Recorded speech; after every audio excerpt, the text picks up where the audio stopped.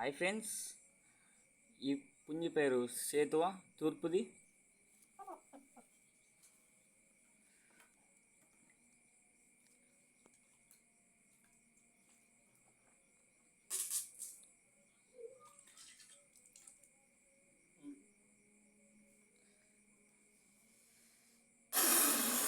బియ్యం కడిగిన నీళ్ళతో కడుగుతున్నాం ఫ్రెండ్స్.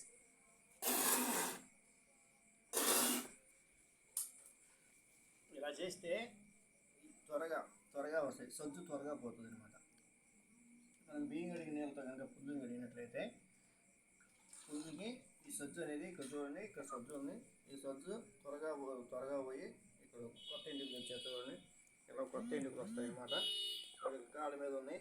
ఇవి కూడా మనం బియ్యం కడిగిన నీళ్ళతో కనుక పుంజుని కడిగినట్లయితే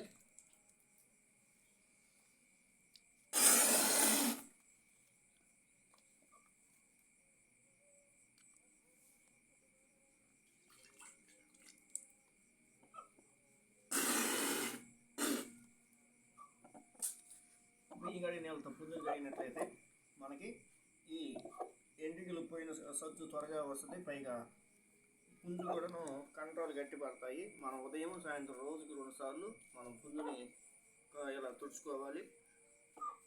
చాలామంది నీళ్ళలో ముంచుతారు, అలా నీళ్ళలో ముంచకూడదండి. అలా ముంచడం వల్ల ఎంట్రుకలు రాలిపోతాయి. ఇలాగ తుడుచుకున్నట్లయితే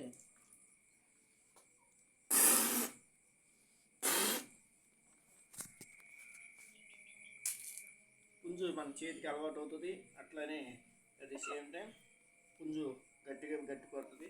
రేపు మనకి పన్ను వేసినప్పుడు దెబ్బ తగిలినా కూడాను కంట్రోల్ గట్టిగా ఉంటాయి కాబట్టి గట్టిగా నిలబడి మనం పుంజులకి రోజు ఉదయం పూట బాదం పప్పు, సాయంత్రం పూట కోడిగుడ్డు వేయటం జరుగుతూ ఉంటుంది.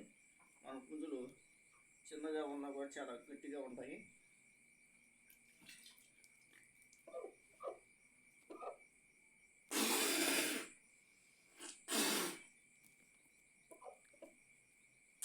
బియ్యం కడిగిన నీళ్ళు ఎప్పుడైతే పుంజు మీద పడుతుందో మన పుంజులు ఆల్రెడీ చాలా ఇప్పుడు పుంజులకి ఇంటికి పాత ఇంటికి పోయి కొత్త ఇంటికి రావడం జరిగింది.